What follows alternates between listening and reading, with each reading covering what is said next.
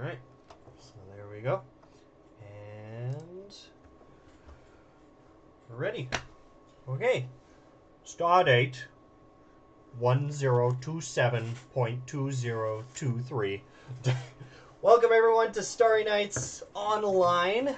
My name is Kyle and joining me is... My name is Abby.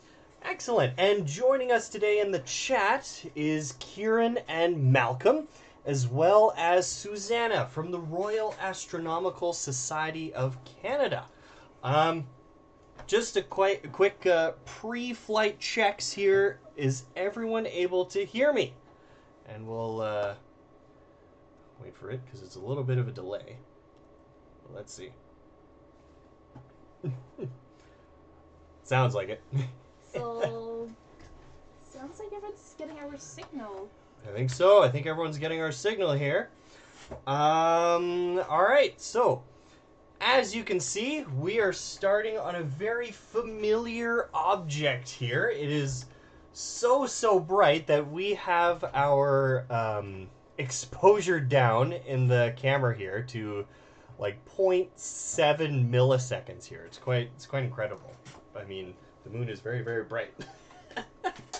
Anyway. I mean, yeah, after all, it's like our closest object, and it's one of the very first celestial objects we observed back in history.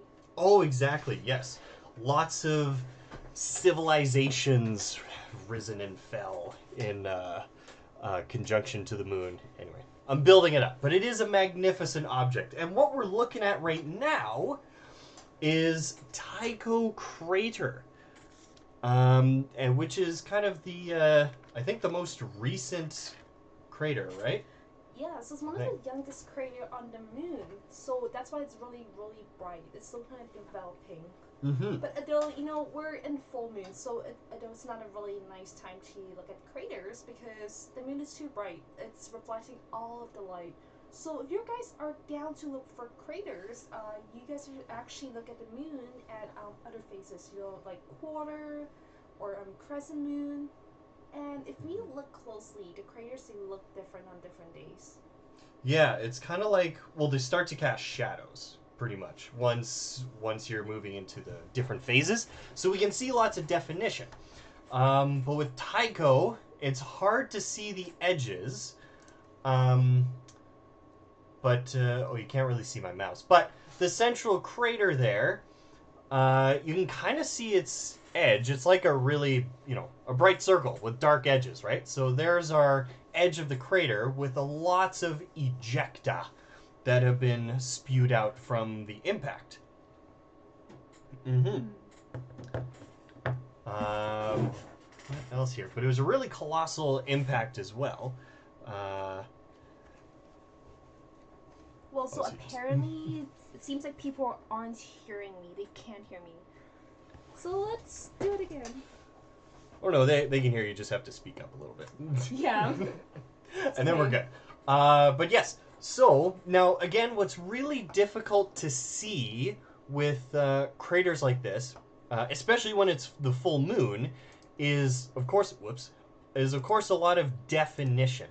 So most craters on the moon have a sort of central peak to them, which usually arises when you have a massive asteroid that strikes the moon, and because there's so much energy being released in that impact, it essentially liquidizes the surface. And it's almost like dropping a drop of water on a still surface where you get a nice central peak.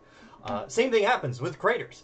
But you can tell all the craters with the central peak are usually about 100 kilometers across. Now I'm going to try and move across the surface here to look at another thing. So if I just go like this... Oh, moved it the other way. Okay. So we got to move it. So boink. Oh, and just like that, we're on the other side. Okay, just like that. So there is the Sea of Tranquility on the bottom left, and the Sea of Serenity on the top, central top. So I think I'll let Abby kind of take over on this one, because there's some interesting missions coming up. So not really coming up, but over 50 years ago. So I'm sure a lot of us here in the chat are quite familiar with the Apollo mission. So it's the moon mission of the last century. So it's been over 50 years since we have set foot on the moon. So, but now we're going back once again. But back in the days, back in the 60s and 70s, these are the two regions where NASA landed their probes, landed people on the moon. So we've learned a lot about the moon back in the days. So what do you know about the moon? Like when we're talking about the moon, like what's the first thing that comes to your mind, Kyle? Oh, to me, werewolves, I guess. But anyway, but because it's our closest neighbor, does it have any kind of relation to us? Like, is it made out of different material or is it the same material? So there are a few different theories. So one of the more leading theory would be I forgot the name of that ancient planet, but a long while ago, a planet Theia. around the size of that's Theia. So a planet called Theia, the size of Mars, impacted Earth. So when they're studying these samples coming from the moon, they actually find some Earth-like material. So that's how they theorize it. The planet impacted Earth, and it lifted up a lot of dust from Earth. So Earth was once kind of like Saturn. At one point, yeah, it was like I think there's a new simulation out there, like from a supercomputer, where it had this Theia come in and impact the moon, and it essentially stripped off like 20% of the Earth's surface in this cataclysmic collision. And what it did was it released all that material into orbit around the Earth, almost creating a ring system for a very brief period of time. But in this newest simulation, it actually, that rings then formed like two spheres or globules or something that orbited the Earth for a little bit. The one that was closest to the Earth impacted Earth again and spewed a bunch more stuff out. But the farthest globule settled into the moon and absorbed any kind of leftover material that was left over from that massive impact. But the Earth changed forever ever since that impact. And it was still when the solar system was quite young. Like, I think it was only about 1 billion or so years, or maybe, about 1 billion or so years after the formation of the solar system. So there was really lots of leftover material from the sun's formation, and it was a really chaotic place with so many other planets that were still forming. Asteroids were all over the place. It was very hot and scary. Yeah, it's really interesting. Well, but Apollo mission left a lot of unanswered questions, so that's why we're going back to the moon once again. So, in this generation, we have a mission called the Artemis mission. So the next 10 to 20 years, it's gonna be all about the moon. People are so hyped over the moon, and yeah, Artemis mission, is here for that reason. So, we're kind of like people in the 60s when they're attached to Apollo, but in our generation we're attached to the Artemis. Mm-hmm. And it's a flyby, right? So it's just going around the moon. Artemis 2 at least, right? Yeah, so Artemis mission has actually started. So last year they launched Artemis 1, which is an uncrewed mission. So they did a lunar flyby. So the next one would be Artemis 2, which is a crewed mission. So there's one really, really exciting thing about this mission. It's because one of the crew member will be a Canadian astronaut. Just think about that. Like, Canadians will be on a moon mission. Yes. Yeah. You're excited. Like, we're excited because Canadians have never been to the moon. During the Apollo mission, it's the American-only kind of a thing. But now we get our chance. Mm-hmm. Our chance in the moonlight, so to speak. Anyway, first Canadian to see the dark side of the moon, since they're doing a roundabout, I guess. Yeah. But anyway, in person. What else? Yeah, so the Apollo missions, Artemis, the moon is a very exciting place. It's also going to be this, the site of the Lunar Gateway as well, which is something a little farther in the future. But Gateway is supposed to be like a launching off point, like a rest stop to reaching Mars and the outer solar system. But this is far in the future. Yeah, it's really far in the future, but it's really good thing to have. Like you guys can imagine like going on a road trip. So instead of carrying a lot of jerry cans in your trunk, you can just go to a gas station, maybe in Quesnel, and then just venture off to Prince George. Yeah, exactly. Everyone needs a little rest stop before Yeah. they go to the other bits of the solar system. Totally. But what else? And then we also have, okay, Abby's gonna check my pronunciation on this, but the Chandrayaan 3. I believe that's pronunciation, but if anyone in chat knows the proper pronunciation, yeah, please let us know. Yeah, and I think, are they doing experiments on the surface, Chandrayaan 3? Yeah, so they landed that in late August, and they're doing experiment, but currently they put it on sleep because the moon has no atmosphere, so it's really cold during the lunar nighttime. So that's why they put it in sleep to protect the equipment. Oh. But something really exciting about it is that they're heavily focused in the south pole of the moon. The south pole of the moon has craters that never come in contact with sunlight, so which means it's really cold. So when something is really cold, we think there might be water ice. Right. Oh, okay. So when the moon is rotating around the Earth, there are some times where their light doesn't even reach into the craters of some of these things on the South Pole. Mm-hmm. And because there's no light or heat that gets in there, there's a potential for water ice, which is really cool, which I think will be very exciting thing to see in the upcoming years. It is. Yeah. Just checking the chat to see how we're doing. I think we're doing okay so far. Yeah, currently, Susanna pointed out, so currently the moon is about 384,000 kilometers from us. And due to the magic of physics, the moon is actually receding from us at about a rate of 1 centimeter per year, which is really interesting. Anyway. Okay. So, that is the wonders of our closest neighbor, the moon. And I think we'll take a trek to our next target here. Let's see. Mm-hmm. Going a little bit farther. So, again, boarding our earthbound spaceship, we're going to continue to venture into the cosmos by going to... Let's have a look at Jupiter and see how we do. So we're setting course to Jupiter and engage. Love it. Okay. So again, you see a nice black screen here, and now our exposure is still set to our 0.6 milliseconds here, but you can see a ghostly planet in the background here. And if I just turn up the exposure, it'll start to emerge from the darkness. At a distance of about like 750 million kilometers away, give or take a few million, we arrive at the largest planet in our solar system. I'm just going to try and center it right here. See how whoa! There we go.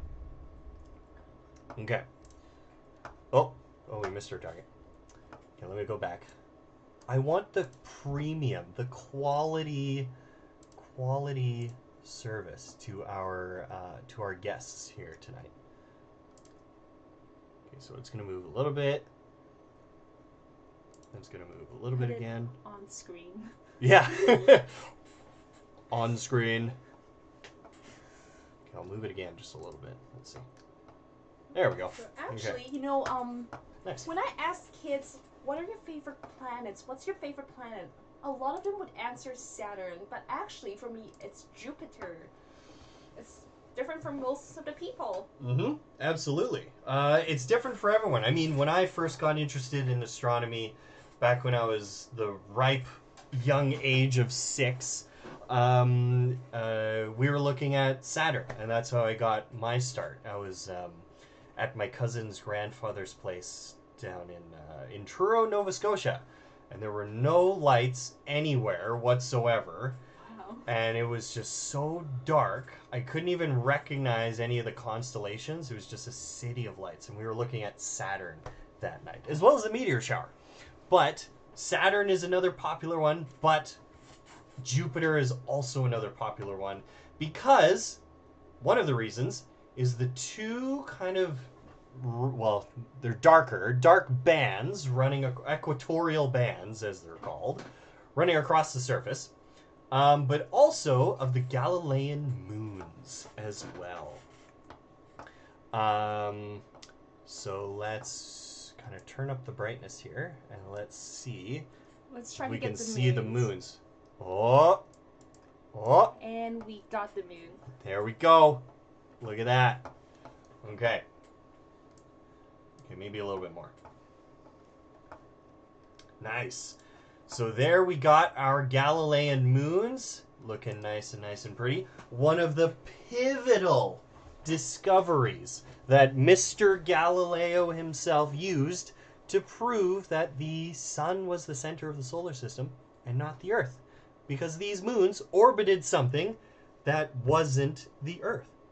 So, yeah. Yeah, this is like one of the reasons why I like Jupiter, because it's really pivotal. It's kind of it changes how we interpret astronomy, and especially a lot of people think Galileo is the first person to invent the telescope, but actually telescope has been used for millennia. But he's being really innovative about it. He's the first person to point it to the night sky, and this is, it changes our perspective of the cosmos and of the universe.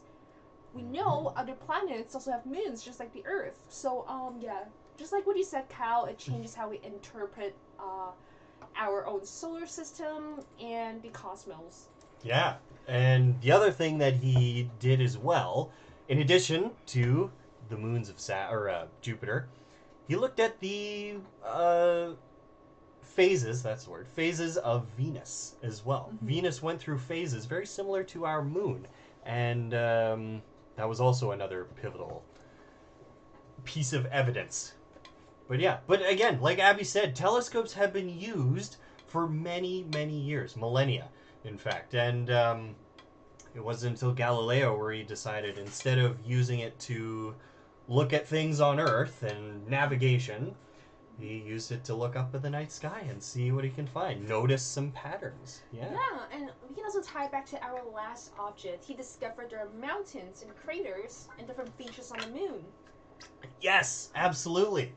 Looking at all those things, and I'm sure the moderators, Kieran and Malcolm and Susanna, are fact-checking us. Because we're all human. We're probably going to say something that's either we miss or maybe something that's not quite correct. But anyway, but yes. But he also used this telescope to look at the surface features we were just discussing when looking at the moon. And seeing all sorts of things. It wasn't a smooth surface. So yeah, we can see those nice equatorial bands. Now, again, they are horizontal. I just noticed the chat right now, and someone mentioned this quite some time ago. But yes, they're not they are horizontal. But the orientation of Jupiter right now, with respect to us, makes it look like they're kind of on an angle. So that's kind of why it looks like that. And I don't see the great red spot here. I can't really get it more focused than this, though, because of atmospheric distortions. And it might be on the other side. Yeah, and that too. And it could be on the other side. I mean, it doesn't take that long for it to come over. Because one day on Jupiter is about 9 hours. Wow, I couldn't imagine my life, Holy 9 hours. smokes. Yeah, you have 9 hours in a day.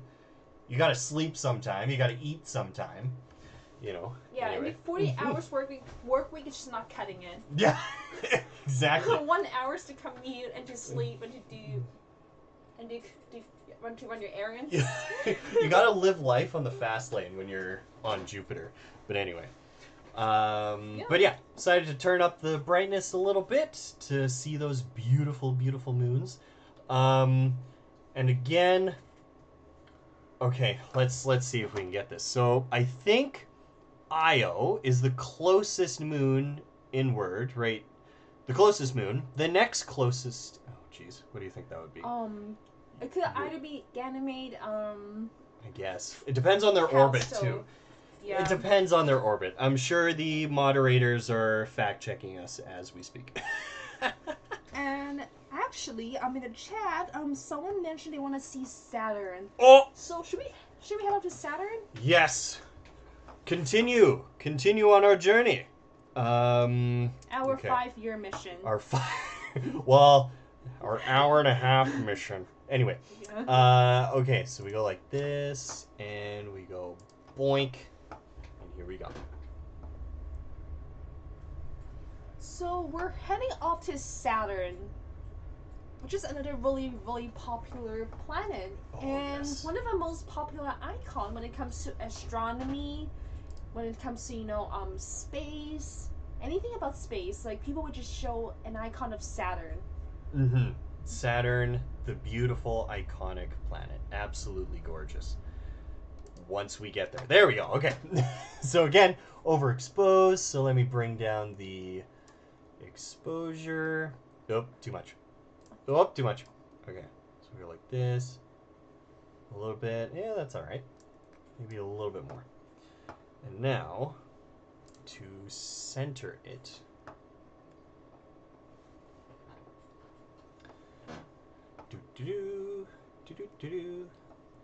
Actually, maybe we can zoom in a little bit too. Well, okay, not zoom in actually on the telescope, but just on our little program here. So we go like this. Yes, and Joanna was just talking about zooming in a little bit. We gotcha. So we're gonna go like this. Yeah, and apologize for kind of the blurry image here. Usually due to atmospheric distortions. There's still some. I mean, the sun was out. It was nice and clear, so it was relatively warm for a fall day, but still beautiful weather. So there's still some heat distortions from the surface. Anyway, that causes it to come. And it's still really close to the horizon. So when you make observations when you're looking into the night sky, you might not wait until it's a little bit higher up, because whenever you're looking through the horizon, there are a lot of atmospheric distortion. Mm-hmm. Yeah, and that's why some stars twinkle when you're looking at them closer to the horizon, because our atmosphere acts like a prism kind of thing and warps the light that's coming in. And sometimes, usually things on the horizon appear like stars and planets, appear a little redder than what they usually be, or more brown. But anyway, okay. Fact about Saturn. I gotta talk about this, because this is so cool. Saturn is the only planet to have a ring system that's made entirely out of ice, which is really unusual, because Jupiter, Uranus, and Neptune, they technically have ring systems as well, but they're made out of rock, so they absorb lots of light. And Saturn has ice rings, which is the reason why we can see them. But also, now that's really unusual, so there's a strong hypothesis that Saturn might have had an icy moon that was too close to the planet, and due to tidal forces, broke apart. Saturn literally ripped apart this moon and made its ring system, just like you see here. Wow. It's a really interesting fact, and I think I've heard of that before. And one thing I learned about another reason why Saturn's ring is very noticeable is because not only they're made of ice chunks, but they're big enough. So to put into perspective, Saturn's ring is not like a wooden board. It's actually consists of a lot of icy chunks, but each chunk could be as big as a mountain. Oh, geez, yeah. Yeah. Absolutely. But for Jupiter, they're made of other stuff. As you mentioned, like Jupiter's ring system is made of rocks, and some of them are much smaller. The smallest one could be like the size of a pollen, so it's so hard to reflect light. Reflect the light off Yeah. it. So that's why we can't really see it unless we're really, really close to it. Mm-hmm. No, exactly. So yeah, Saturn is really, really unique in our solar system. Whoops. But also, in this image, you can fit the ring system of Saturn from end to end between Earth and the Moon. So on one side you'd have the Earth, and on the other side is the Moon. And that's how kind of far away the Moon is from us, right? Mm-hmm. So you can just nicely tuck in Saturn in between Earth and the Moon. Kind of cool. What else? Okay, actually, let's try. I'm going to turn up the exposure, so it's going to get really bright. And let's see if we can find Titan. Oh! Okay, I'm going to turn it up a little more. And okay, and I guess we have a moon that's beginning to emerge from the darkness. I think that is Titan. Yeah, I think right there. Yeah. So Titan, one of the only other bodies in the solar system to have any kind of liquid or flowing liquid. It's not water, but it's liquid natural gas, which is really, really cool. Which is what Cassini found when it was orbiting Saturn years ago. Mm-hmm. Yeah, it's really interesting facts. Yeah. There's also another moon of Saturn, Triton? where Enceladus. Oh, yes. Sorry. Yeah. It's also like another really interesting thing. Because when people look for a life within solar system, a lot of people they just think to find something that's really close to us. But another possible candidate is actually Enceladus, because there might be a liquid ocean beneath the planet. Right. Okay. And also, so the end of Cassini's mission was called the Grand Finale. And what that meant was, NASA didn't want to contaminate the Saturnian, I guess, system. Didn't want to contaminate the Saturnian system with any potential microbes that might have hitched a ride on Cassini. As it was going out. So, NASA planned the Grand Finale, which was these very, very risky orbits that would take it through the geysers of Enceladus and try and pick up any kind of potential water or ice fragments or whatever, with the goal of crashing Enceladus or Cassini into Saturn. Sorry, I'm just noticing that we're really off to the side here on the stream. So let me move it a bit. Okay, wait. So let me go like this. Oops. Yeah, I want to do this. Okay, and then we're gonna move it. Now that's not a little too much, so we're gonna go like this. 1 degree, and we want to go that way, so I click this button. And then let's see. Or it might have just left. Okay, that was too much. We can refocus it. Man. You said of course. Kieran, did you hit warp speed on us? We're not ready for that yet. Okay, let me bring it back.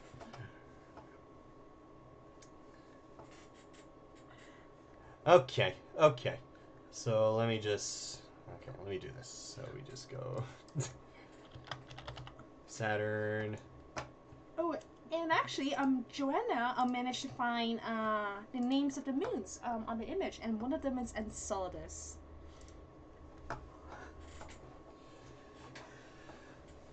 Okay. So we're back now. So I got to go this. So I moved the camera about 1 degree. That was way too much at this magnification. So we're going to move 10 arc minutes. and see how that goes. 1 degree is about the width of your pinky held at arm's length.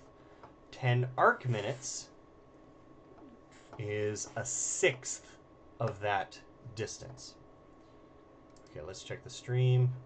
Oh yeah, we need to move it a little bit more. But anyway, we're just about finished on Saturn anyway. Just getting these last few glorious images here before we move. Anyway. So hey Cal, what do you think about we can get a little bit more ambitious? Like finally setting away from solar system. Oh, but I'm so cozy here. It's so familiar. I don't know. Okay, well, let's see what we can do. I guess just to wrap up Saturn, it is a wonderful, wonderful place. I think the furthest probe that has landed...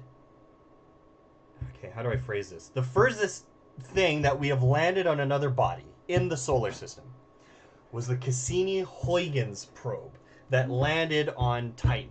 That is the farthest thing that has landed on something. Because we've landed stuff on the moon, obviously, Mars, Venus as well, but everything else has been flybys. Oh, and also a comet as well, Philae, which is very recent, but everything else has been flybys. But yeah, I just want to last a little bit. Okay, so now let's get a little ambitious here, just like we said. So we're going to move on to something truly grand and truly start setting our feet outside the solar system. Want to go 103? Let's go to M103. Oh boy. Okay. And Kieran, this is the time when we need the warp speed. Yeah. Malcolm, you take over. Kieran lost his privileges. Okay. Let's see. Okay, so M103. This is in the constellation Cassiopeia. So we just go like this, and away we go. Set course. Set course for M103.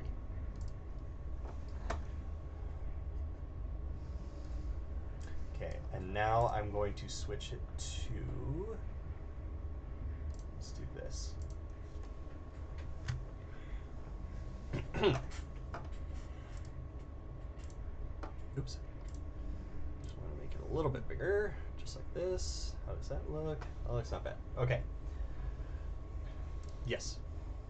I gotta click this too.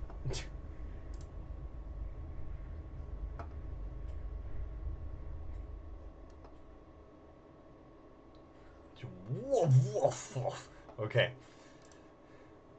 Okay. Arriving at our next destination. So we're just gonna play around with this. I'm gonna move it like this. Let's see how we do.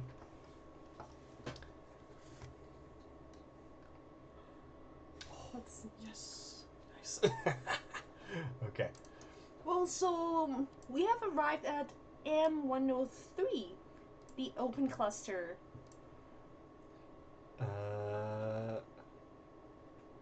Okay, Malcolm's a lot better at this than I am, but... Yeah, so... There we go, okay. Thanks to the warp speed, we can arrive here in a timely manner. Yes. So you're looking at an open cluster. But somebody might think, it seems like there are less stars than other cluster. And, you're right. This is one of the clusters, one of the open clusters with, less stars. We're not quite sure exactly why it just started out that way, but, yeah, this is a really beautiful cluster, because there are a lot of different colors in it. Mm-hmm. Yeah. I think almost immediately you can tell that, we have a nice bright red star right in the smack center. And there's lots of other fainter, redder stars, as well as... Whoa. Okay. As well as some bluer ones. So there's lots of different colors of star in this open cluster. Now it's open, so it's relatively young. Excuse me. Relatively young. But all of these different color stars is an indication that it's kind of getting old as well. Getting on its age. most open clusters have blue stars in them, while older star clusters have lots of red and blue stars. Because red stars are very young, or sorry, not young, very old, because they're red, so they burn through their hydrogen fuel very slowly. They're not very hot. In the world of astronomy, hot means blue, and cold means red. So this is something called black body radiation. For the keeners that are in the chat, black body radiation. That's really cool. Anyway, yes. How far away is this thing? Let's double check really quick. Yeah, so I Consulting our notes. Astronomy is very different because most of the time, like based on our own understanding, red it's hotter, blue it's colder. But in the world of astronomy, we just have to think it a little bit differently. We think the opposite way. Yeah, it's kind of like if you were to heat your stove. Well, you turn on the stove, and at firstly it turns red. And theoretically, if you could continue to heat it up, it'll go orange, it'll go yellow, blue, or white, and then it'll go blue. So, I mean, the stove would melt before you would get to that point. But that's kind of how the colors go. Now, the distance is 10,000 light years away. So we're seeing this open cluster as it was 10,000 years ago. Yeah. I mean, 1 light year is 9 trillion kilometers, so it's 10,000 times 9 trillion, which is quadrillion. So it's 90 quadrillion kilometers, which is unfathomable. Yeah, it's so hard to imagine that distance. Yeah, which is why we use the light year's distance to begin with anyway. Because 1 light year is 9 trillion. Okay, 90 quadrillion kilometers means nothing to us lowly earthlings. So that's why we use light years. It's a little bit easier concept to grasp. So that's why we do it. And it makes math easier. Instead of seeing like quadrillion, we have 10,000 light years. Yeah, so quadrillion. Okay, so 1,000, million, billion, trillion, quadrillion. So 3, 6, 9, 12, 15. That's 15 zeros. Well, 16 if it's 90 quadrillion, but that's a lot of zeros. But yes. So anyway, okay. So talking about the cluster itself. So it goes. Star clusters have that life cycle where older ones have, different color stars, but they're also denser, right? I think they were less dense, so that's why they're so puffed up. Right. Well, they're yeah. also very giant. Like a lot of older stars, they are much bigger in a way. Oh yes, the stars. Yes. Sorry. Yes. So the stars themselves, when they get older, they get bigger because now they're burning helium. But hold on. So the star cluster, though, as they get older, like star clusters, like M13, for example, they get tighter and there's more of them, right? Yeah. So actually, also, so these open clusters, they're much younger because as they get older, they get more bounded together. So just like globular clusters. Yeah. So some sort of gravitational source is pulling them together. I guess black holes could be one of a possible explanation. There also could be just during the formation of this cluster, maybe there was like 3 or 4 stars that happened to be close by that then started to pull more stars together. So there's many different possible explanations for this, and it's kind of still an ongoing subject of research in the astronomy community. Yeah. One thing about like astronomy, it's that it's a growing science.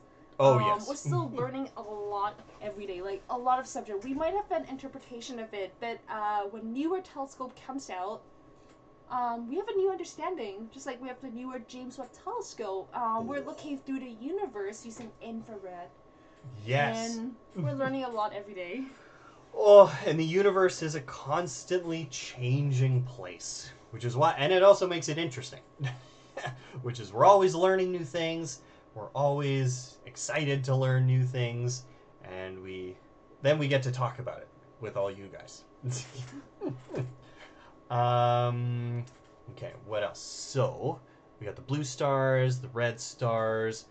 Is there maybe a tighter constellation, star cluster we can go to? I think. Okay. Yeah, Sure. let's go to a different one. Okay, let's try a different one. So, I'm going to go like this. And then we're going to go to M35. Let's see. So we're setting another course and Uh-oh. engage. So it seems like it's a little bit low, so we might have to go to a different one. Ugh. Okay, we have to go to a different one. Let's see. Let's try M37. Let's see. Oh, still too low. Oh, what? Okay. Maybe I'll try this. So yeah, even though these constellations, oh geez, are still below, or rather, they're pretty much very close to the horizon, they're still a little bit beyond the capability of our telescope. Because there's for those of you that have been up to Starry Nights in person, you've seen that our telescope has this kind of big bundle of cables attached to them.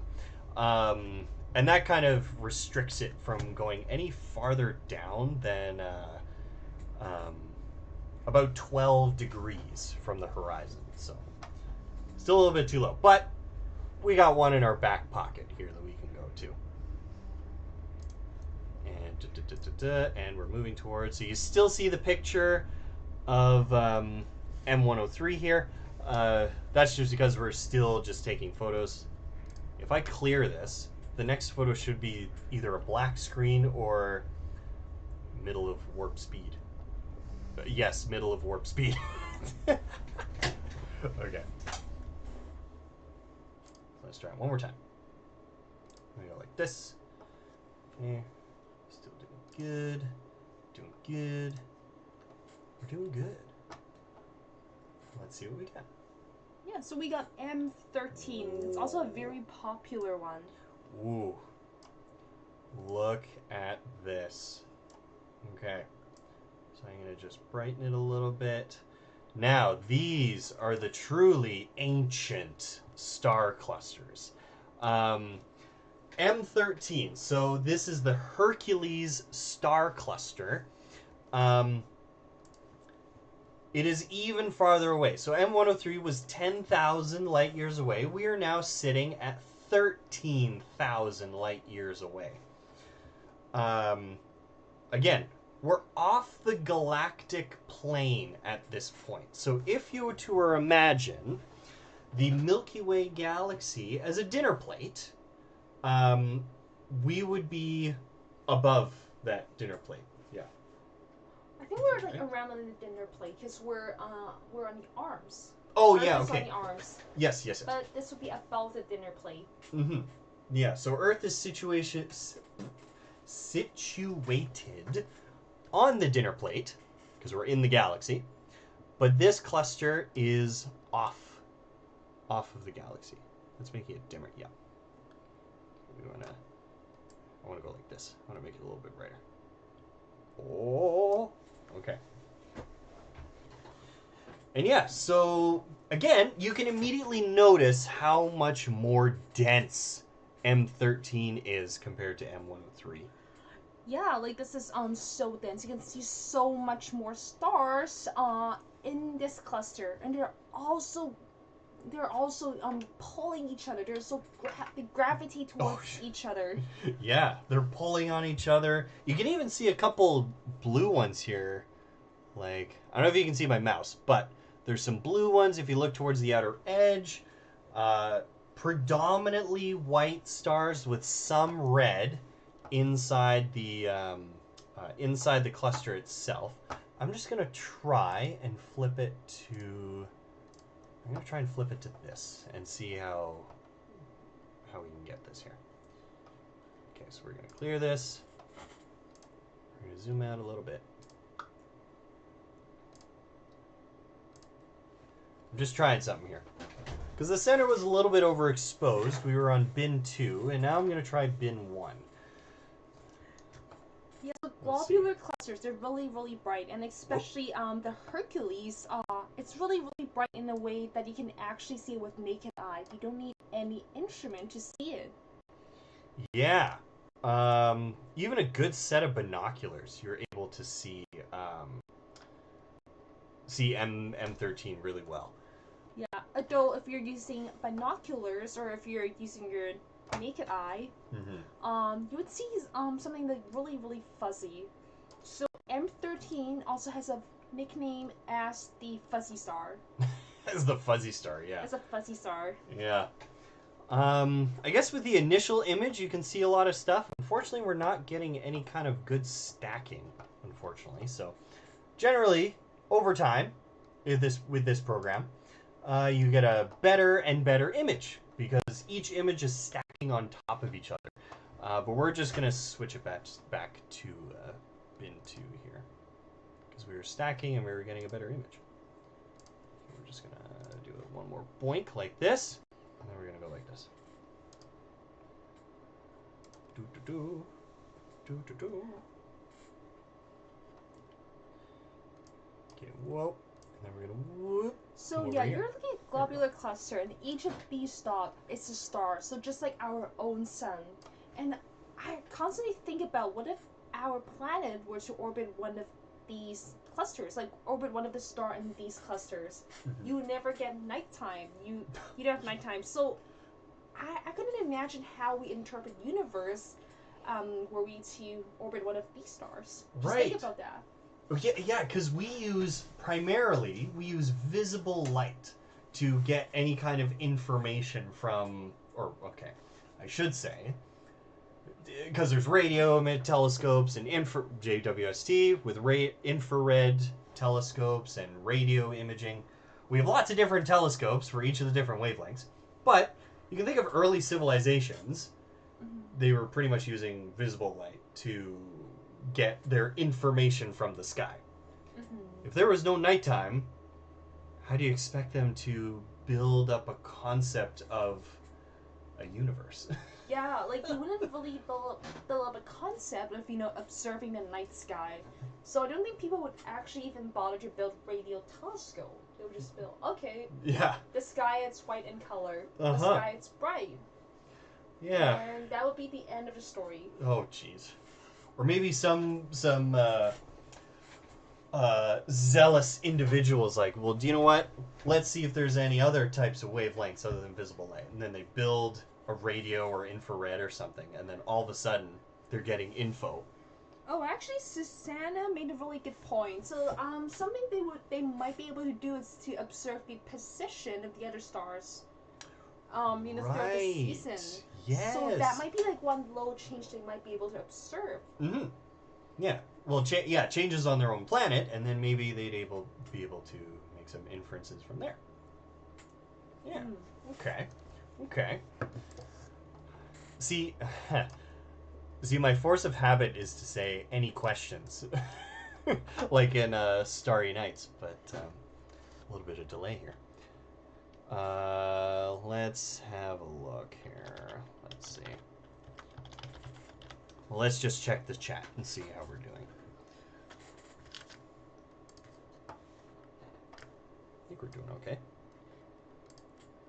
So we have a question regarding have any planets been discovered in M13? Oh, no. So I'm pretty sure there's no planets that have been discovered in M13. It's simply very too compact of a cluster to even try to look for planets. Because the main way to look for planets is something called the transient method. The transit detection? That's what it is, yes. Transit detection, which, how does it work? So, transit detection, you're observing a star. You're observing the change in brightness. So, you can imagine you're looking at a star, you're looking at face on. So, if there's a planet transits in front of a star, the brightness of the star decreases because the planet is covering a small portion of a star. So if this pattern, if this dimming happens consistently, for example, let's say a year or maybe every other month, we can tell there must be a planet there. So, with a star cluster with that many stars, it's so hard to observe it. Oh, yeah. Well, exactly. Sorry, I'm just noticing the chat. Susanna is like M13 is 25,000 light years away. Yes. Oh my gosh, I said 13,000. That was my mistake. It's 26,000 light years away. Sorry. Thank you, Susanna. Thank you. Yeah, but yeah. So just to launch off what Abby said is, with the transient method, having a planet go in front of the star, we're looking for a dimming. But because M13 is firstly very far away, but also there's so many stars that any kind of transit would get like faded into the background noise pretty much. Yeah, and actually Joanna just answered our question. So Oh. it's not likely to survive in a globular cluster because of the gravitational disturbance of other stars. Mm-hmm. Yeah, that too. It's too chaotic of a place, but very, very pretty to look at. But yes, next time we are out with a pair of binoculars, out in a nice dark place like Porto Cove or Aldergrove or anywhere away from city lights pretty much. Have a look at the constellation Hercules. You might see a star cluster. Okay. Let's see. So now we're going to go even farther out. I was thinking I was going to try this. Yeah. So we're going to go a little farther out now. And I mean, by far out, I mean really far out. Yes, because we're leaving our own galaxy. We're leaving our own galaxy? Oh! Oh my gosh. Okay, so you see nice white. We're in warp. Warp speed. Warp speed.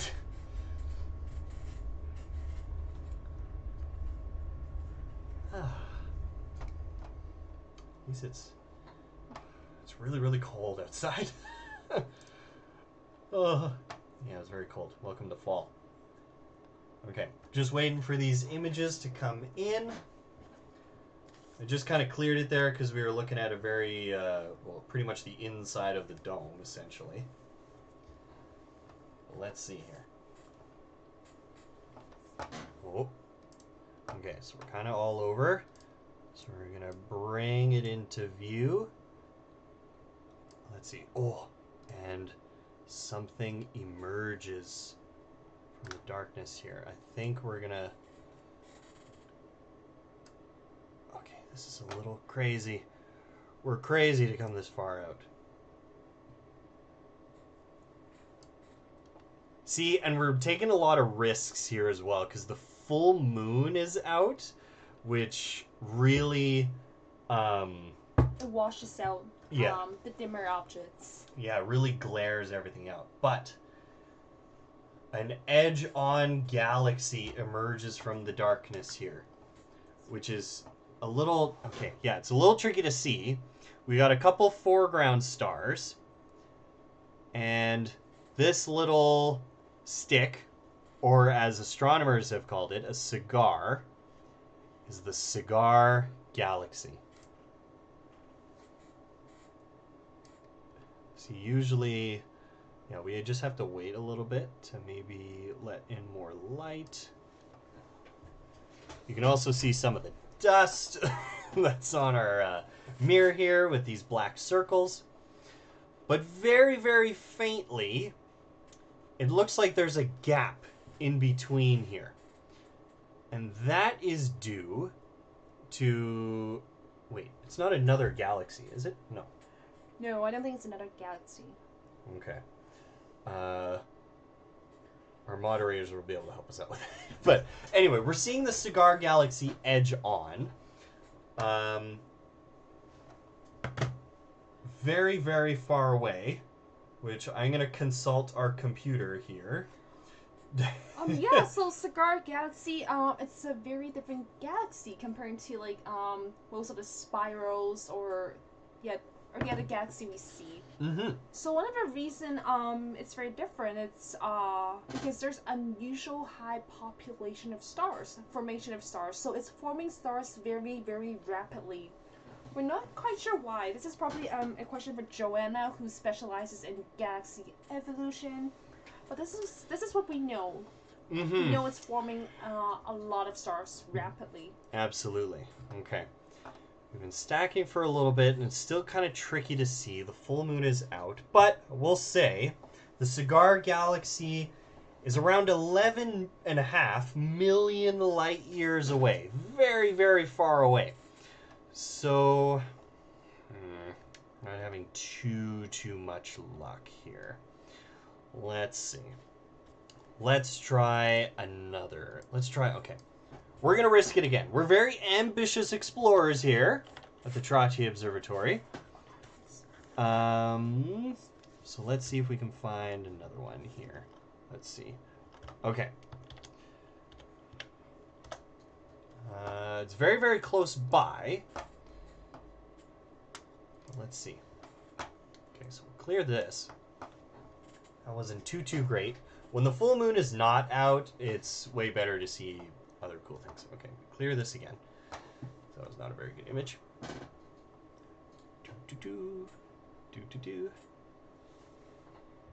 And we wait.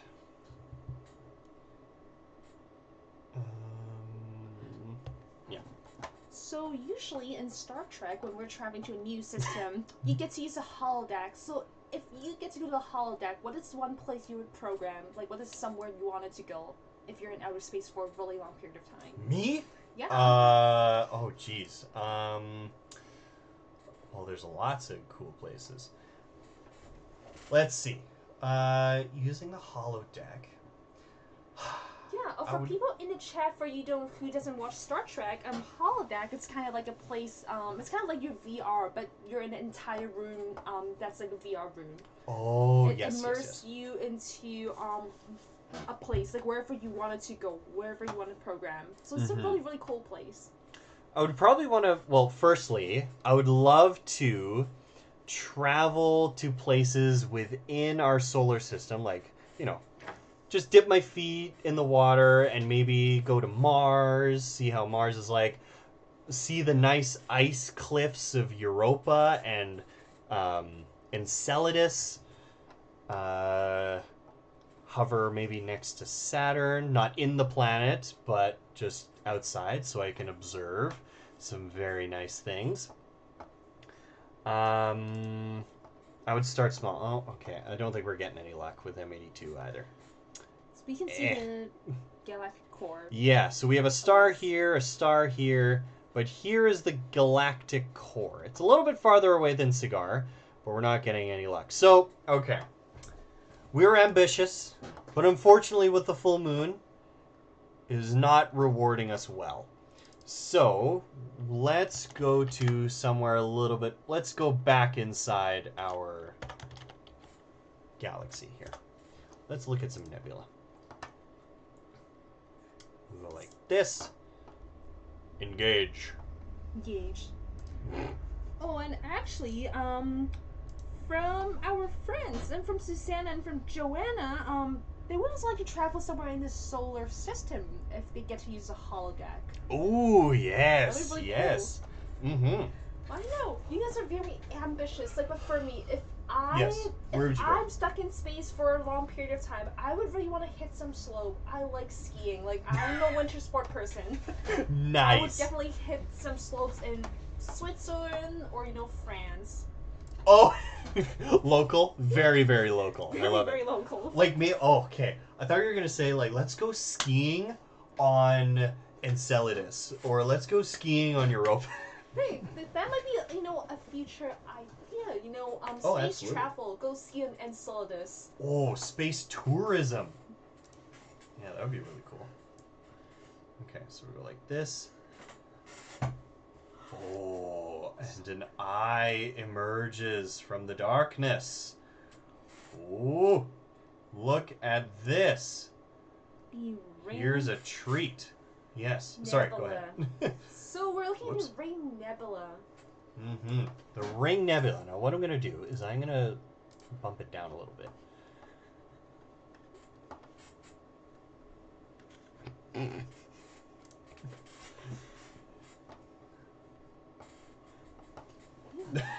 Yeah, that would be cool. Okay, whoops. Let's take it back. Take it back a little bit. I just switched the binning on this one. So we were a little bit overexposed. Yeah, that's a little better. I mean, quote unquote, a little better. Let me just play around with this. Try to go like this. Oh, whoops. Oh, we gotta go back here. Okay. Yeah, that's all right.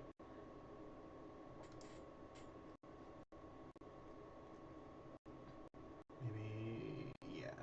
Okay. Yeah, so these first couple images will have some very, okay, how do I describe it? Very sharp edges to the colors here. Once the images starts to come in, it'll dull those edges a bit. But I just want to, I'm just going to play around. And then, okay, maybe I just won't touch it. Let me just, we'll wait for more images to come in. Anyway, this is the Ring Nebula. This is a planetary nebula. Oh, shoot. Located, was it 2,000 light years? Or do you remember off the top of your head? I remember it's a couple thousand light years away. A couple thousand? Okay, yeah. It's definitely in the thousands. Now, what I'm going to do is I'm going to take a risk. Okay, 1 arc minute might be enough. I'm going to try and center it a little bit because I'm noticing on the stream that it's off to the side. Let me just risk it and let's center it. So I go like this. See, then we have to wait 20 seconds. Well, I got to clear it. I gotta wait 20 seconds here. On your notes about talking about stacking, we actually have a really good question from the chat. So someone asked, is this the natural color or have we enhanced it? So our camera, yeah, we're taking images of actual color. But a lot of times, some of you have been here in the observatory and you've seen through the telescope and you would just see black and white. So the reason you're seeing a very grayish color is because our eyes are not really good at looking stuff in the night. But all of these telescope and camera, they have a bigger lens. They're collecting a lot of light. So you can imagine collecting water with a cup and a bucket. A bucket gets more water. So the bigger the mirror it is, the more light it collects. Mm-hmm. So and especially in here, we're taking a lot of images. A lot of images you see, for example, from James Webb or from Hubble, they're called composite image. We're stacking all of the images together to get all of those really nice color and light. So there's still real color, but we're adding a lot of to it. We're taking a lot of image to get the structure of it. Mm-hmm. Yeah, exactly. So this is the real light that's coming from it. But yeah, just like Abby said, if you were to look at this object, the Ring Nebula, through your eyes, through our telescope, you won't be able to see any color. It's simply too far away and too faint, exactly. For the light, the natural light, to excite the cones and rods in our eyeballs for us to perceive color. And I mean, that's why a lot of stars are white, pretty much, right? Mm-hmm. So, with the exceptions of supergiants like Arcturus, Aldebaran, and Betelgeuse. Yeah, Betelgeuse, yeah. But because we're using a camera, this is the natural light. All those reds are due to hydrogen and helium that was in the atmosphere in the upper layers of the star that once was. And all the greens in the middle are from, oxygen and nitrogen, things like that, heavy elements. Because this was a star, but now long dead. Planetary nebula with, at the center, the white dwarf, the core of the star, whose radiation is exciting the molecules, or the atoms and molecules in the surrounding gas, and then that light reaches our eyes. Mm-hmm. Yeah, and there's always a misconception that planetary nebulas are planets because they look really, really round. They have a very, very round structure. So early astronomers they think these might be planets, but now with better technology, we're learning a lot more about these objects. And now we get to learn that these are white dwarfs. We're essentially looking at a corpse of a star instead of a planet. Yeah, it is the corpse of a star. In fact, our own sun will become a planetary nebula in due time. Um, Planetary nebula result from stars that are sun-like reaching the end of their lives. So they kind of they balloon to become a red giant once they start burning helium. Stars could fluctuate before they become a planetary nebula in terms of size. They could fluctuate. When they move on to burning, okay, so it's hydrogen fuses to make helium, and then helium fuses to make carbon. Okay, and then moderators can help me out on this one. And carbon eventually builds oxygen Okay, and just yes. like even heavier elements. But when we build up to iron, that's the upper limit. Yes, okay, thank you. Yes, so makes oxygen. And okay, one way to think about this is think of atoms as big magnets. In the nucleus of the atom, there's essentially positive charge. There's protons and neutrons. Neutrons are a neutral charge, but protons are positive. So if you try and force two atoms together, they'll repel each other, right? Kind of like forcing two like poles against each other. They'll want to come apart. But if you have enough heat, you can ram these atoms together to fuse them and make a new element. Right? You're overcoming that nuclear force and fusing elements together. Now, like Abby said, iron is the last stop. It is such a big atom. It has a very big nucleus, so that means there's lots of positive charge. So, stars cannot naturally and steadily, I should say, steadily fuse iron to make heavier elements. Iron can only fuse in the briefest of moments when a supernova is in the process of happening. Yeah, because what happens is, as soon as a star fuses or is hot enough that iron is created in its core, the fusion process greatly declines and the star contracts because gravity has taken over because fusion has essentially stopped. Then what happens is, in that briefest of moments, when you have all that pressure of compression, fusion ignites again, fusing iron to make heavy, heavy elements like gold, uranium, platinum, things like that. And again, in those few moments, that fusion releases an incredible amount of energy that the star explodes as a supernova. One of the largest explosions in the universe. Yeah, and one of the rarest event in the universe, because we don't have a lot of these red giants, and especially in our own galaxy. Mm-hmm. Well, but the next candidate would be Betelgeuse. Yeah. Like people say. Exactly. It's kind of about to. Well, it's ready. So we hear it's ready to go supernova. Surface and that just reminds me. Betelgeuse is the first star that we've taken a photo of its surface. I think, right? Wait, really? Yeah. I've never heard of it. Okay, all right. So you're online. Everyone's online. The Betelgeuse surface now. Okay, it's really, really blurry, but there are some like bright and darker spots, I think, in those images. And I guess it's technically the surface of the star. But you guys are online. Look this up. It's really, really cool.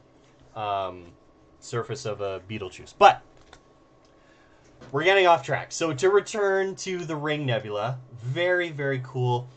It is not the result of a supernova, it is simply the outer layers of a star like our sun falling off its surface, in a sense, and expanding outwards. Not in a big kaboom, but in a just a gradual expansion, with the white dwarf at its center. So speaking of supernova, Oh. what about like heading to another galaxy to look at a recent exploded star, a recent supernova? Oh, baby.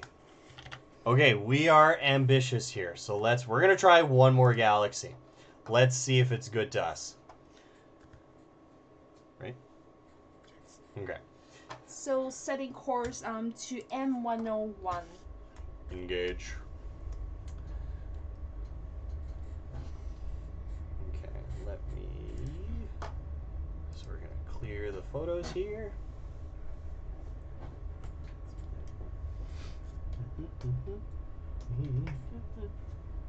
Oop.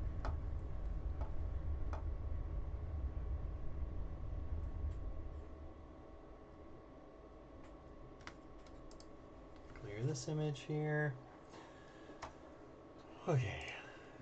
Do.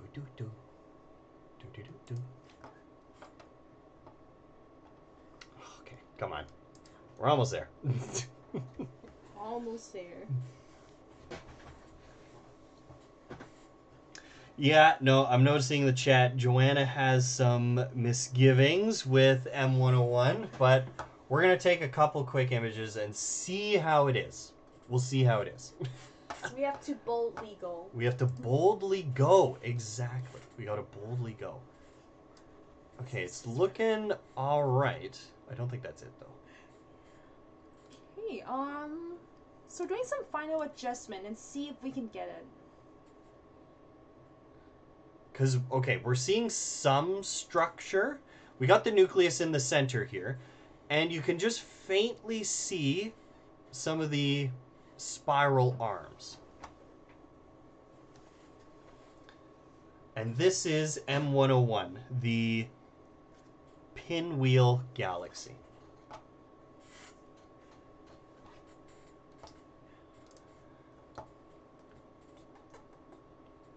What I'm going to do is, I'm just going to zoom in ever so, whoops. Oh yeah, that's not going to work. Okay, so we're going to go back. Okay, just like this. So I think Actually, it looks all right. it's not so bad. At least it's stacking. So the more we stack, we could get a little bit more structure. Yeah, better and better image. So, whoops. So Go ahead. let's see.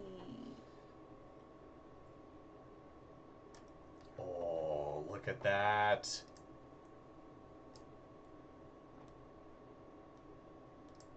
Okay, this one's pretty good. This one's pretty good. Yes! Oh, Abby just did her magic and corrected the image here. This looks great.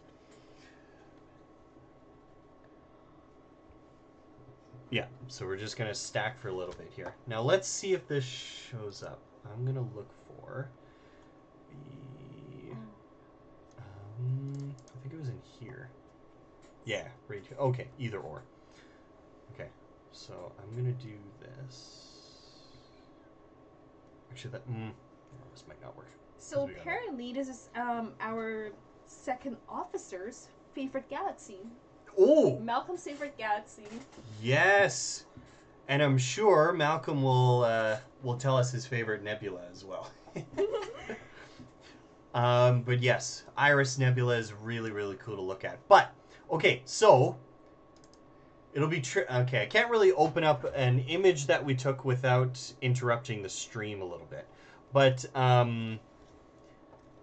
if you were to look at previous images, like back early this year in the summertime, like May, June, a supernova went off in this galaxy, the Pinwheel galaxy. Unfortunately, it has faded quite a bit since that time. But the rarest event, a supernova, went off in this galaxy, Pinwheel. It was so bright. Okay, this is not the oops. this. Let's see how the... Yeah, that's a little better. This is not the supernova, but it was similar in brightness to this star right here. It was similar in brightness to that star. And it was so bright that it was pretty much outshining the nucleus of the galaxy. Hundreds of thousands of stars orbit the centers of galaxies. Actually, no, not... Okay, that's way too little. Millions and millions of stars orbit the center of a galaxy, pretty much. This supernova was so bright it outshone... Oh, God. Shone? Ouch. Okay. My English is not very good right now. Anyway, outshone the all of those millions and millions of stars in the center of Pinwheel here. It was amazing, and over the course of many months, it slowly faded. And I think with a supernova that big and that bright, I think it created a black hole, or something similar, maybe, or a neutron star. I don't know. I mean, I think it might, because but it was really far away, so it's so hard for us to know. But I just find it's really amazing that, such event we can detect from another galaxy. Yeah. It's really, really far away from us, but yet we can still see it. Mm-hmm. Yeah, it's truly mind-boggling. And yeah, seeing galaxies like this, it's really humbling to see that there's potential, that there's another civilization looking back at us with the same awe that we see. Okay, so Joanna says it's still visible. Oh, uh-oh. Okay, it's still visible. Okay. Oh, this will be weird with the stream. It might be this one? I mean, the supernova is a star to the top right, the brighter one. So I think this one right here? A little bit away from our stream. Oh, it's a little bit away. Okay. Oh, maybe up here. Here. Let me search for it a bit. Yeah, maybe that one. Oh, maybe this one right here. We gotta compare it. Mm-hmm.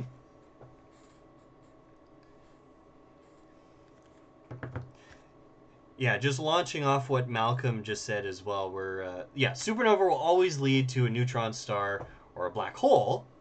But I'm just not sure if this one made either a black hole or a neutron star. But yeah, really kind of crazy. Mm-hmm. So, yeah, depending how big the star was. So if it's really, really huge, it might create a black hole. Yeah, exactly. And these black holes are what are called stellar mass black holes. So they're only about the size of a city, pretty much, or maybe like Earth, right?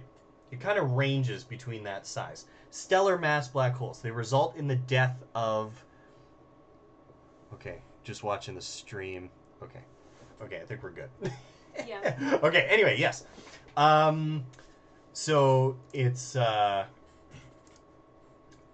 usually about ranges in size between the size of the Earth and size of a city, but the result of one star going supernova. And these black holes can have the mass of like 10 or 20 stars. It's crazy. And then you get to things like supermassive black holes, which can be the size of an entire solar system and have the mass of millions of suns, sometimes billions. Wow, I can't really imagine a black hole with that size and with that kind of mass sitting in our own galaxy, at the center of our own galaxy. Yeah. A supermassive black hole. It is so crazy. A black hole that has so much gravity, or I should say, the gravity is so intense that all of the nebula, the stars, the planets, orbit it. It dictates the structure of an entire galaxy. Really quite fascinating. It's fascinating. And actually, Earth, you can make Earth into a black hole, but we have to compress Earth What? into the size of a peanut. What? What? How does that work? Well, I mean, theoretically, you have to compress Earth to the size of a peanut, but engineeringly, we can't really do that. Oh, okay. So when we talk about black hole, there's a term called the Schwarzschild radius. Right. Okay. Schwarzschild radius. So that is the distance radius. So it's a distance. So it's the distance that something would need in order to become a black hole. Yeah, so that's why I'd say Okay. Earth can be a black hole theoretically if we compress it to the size of a peanut. Okay. So that means the Schwarzschild radius of Earth would be around 1 centimeter. Yeah, 1 centimeter. Oh my gosh, 1 centimeter. Okay, so I think the definition is that it is the radius where the mass of the object overtakes any kind of internal pressure that is exerted, right? Yes. Where it collapses under its own weight. Yeah. Gravity. Mm-hmm. And technically, I think anything that has a mass has a Schwarzschild radius. Yes, Right? that's correct, yeah. Oh, that's crazy. Okay. So technically a person can become... Okay. Now I'm just like brainstorming here. But a person can become a black hole, but I'm assuming the Schwarzschild radius is smaller than probably an atom or the Planck length. Probably smaller than an atom. Yeah. Anyway, yeah. So technically anything that has a mass. So that's why, like Abby said, the moon would contract, or the Earth would need to contract to something as small as a peanut. Our sun would need to contract to be about as big as a... To like a baseball. Size Yeah. of a baseball. Like a... Yeah. A baseball. Yeah. Soccer ball. Basketball. Anyway. Really, really cool concept. Schwarzschild radius. But, let's see. Just being aware of the time here.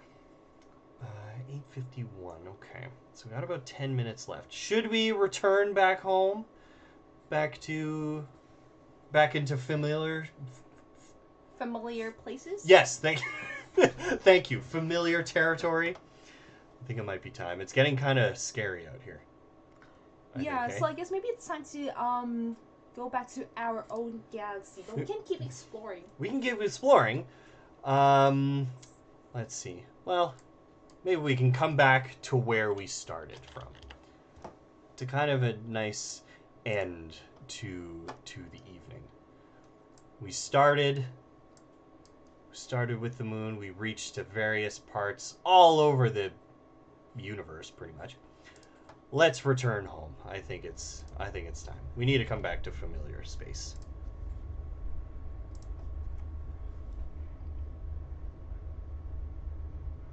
Yes, and just reading the chat, Joanna, again, on top of it, the sun would need to be about contract to something about 3 kilometers. 3 kilometers. So, I think that would be like the size of SFU. In a way. Really? Or maybe SFU is a little bit smaller. So yeah, I think SFU is about 1 kilometer from end to end. I think so. 6 SFUs. Yeah, something like that. Or how about the size of Burnaby Mountain? That's how much. Perhaps, yeah, that's how. That size. That's pretty good. Okay, so warp speed. Oh, yes. Whoops. I gotta turn this off. We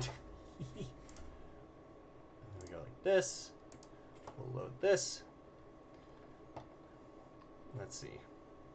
Oh!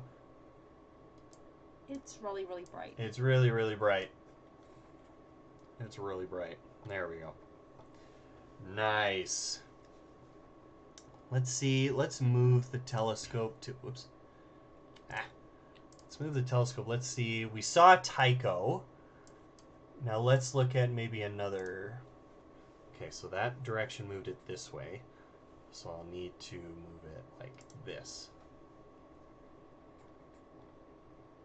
I just want to see an edge.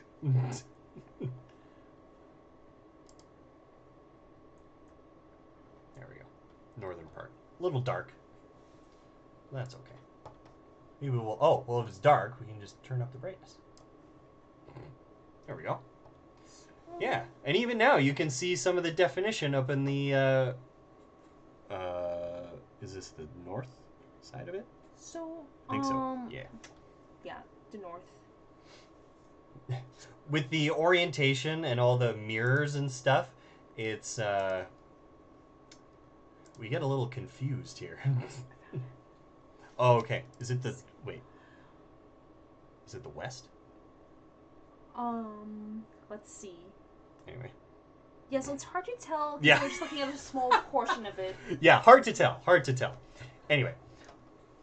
But yeah, concluding... Yeah, we got some time, though, before we end. Let's have a look at the chat, see how we're doing. And see. Yeah. Looking pretty good. Lots of craters. The moon is this pretty much the savior of Earth. For millennia, it has protected our fragile planet from asteroids and comets and other things that might threaten it. In addition to Jupiter, because Jupiter is also very good at protecting the Earth. Oh yeah. Okay, Yeah. maybe the south. I'm just looking at the chat. Also, like, another really, like, good thing about the moon is that, I find it really interesting it's very precise, the size and the distance, where we can actually get a solar eclipse Yes. on our own planet. It is so perfect in its orientation that we're able to get a total Solar eclipse. and a nice, pristine lunar eclipse as well. Really, really cool. Mm-hmm. Yeah, and actually, we just got a partial solar eclipse in Vancouver, and we're gonna be having one next year again. But since we're in Vancouver, we're a little bit away from the total solar eclipse zone. We can't see a total solar eclipse. Yes. Yeah. Do you remember when next year the next solar eclipse would be? So the next solar eclipse would be in 2024, April 8th. Right. Yes. Okay. April 8th. Yes. Okay. So Another question. If you're in anywhere around Texas, the edge of Oklahoma, Arkansas, Vermont, New Hampshire, maybe in Canadian cities, we have Montreal and Niagara on the Lake. Those are the good places for the total solar eclipse if you're down for watching one next year. Mm-hmm. I think it's, and I can see our lovely moderators are hopping on this as well. Yeah, April 8th. I think you can, if you want to stay in Canada, the Maritimes are able to see a very good percentage of the eclipse. I think from here it's like 25% or something. Yeah, we don't get a lot of coverage. Mm-hmm. So we get a partial solar eclipse. Yeah, so, which is kind of unfortunate, but still pretty cool to see cosmic events like this that were once feared. Yeah, like back in the days when we don't have a good understanding of astronomy, people thought we're being punished. Oh yes, We're absolutely. being punished by some mysterious creatures. Yeah. Some heavenly entities creatures. and things like that. Because it is kind of scary if you have been to a place where a total solar eclipse does happen. It's the middle of the day, and then all of a sudden it goes dark for 5 minutes, and then it goes light again, which can be a little bit jarring. Like, it gets cold, you start to see some stars sometimes. Animals, daytime animals, they went to sleep or just get so confused. Mm-hmm. Yeah. It's really confusing time, but anyway. But it's really, really cool. Now, as you've probably noticed, and I think this might be one of the final things as well we'll talk about. As you've probably noticed, it looks like the moon is moving through our frame here. We're currently tracking a specific spot in the sky, but because the moon is orbiting the Earth, it orbits quite a at a quite a quick pace. And we can see that if we're tracking certain objects. Like when we were looking at the galaxy, it wasn't moving. It was just staying in its one spot. But from here, we're seeing the moon actually orbit the Earth here. It's really, really kind of nice. Mm-hmm. But here, let me dim it a bit because it looks like we have some really bright craters here. Just have a see. Yeah. Nice. Oh yeah. Okay, that's looking really good. Just dim it a little bit more. Okay, we're just checking the chat one final time here. We're kind of reaching the end of our journey. Yeah. Oh, it's yes. been a great trip with everyone, like, you know, on board on the Enterprise, exploring the universe. Brave new worlds. And, well, frequently seen worlds, I should say. Yeah. But anyway, yes, so just like Abby said, thank you so much for joining us on our adventure tonight for our virtual Starry Nights. Join us next time where we'll be in person. Hopefully the weather cooperates. We were very lucky to have a couple days of clear skies. Yeah. Mm-hmm. Yeah, so yeah, thank you very much for joining us tonight in here. And I guess we're ready to beam down on Earth. Beam down and live long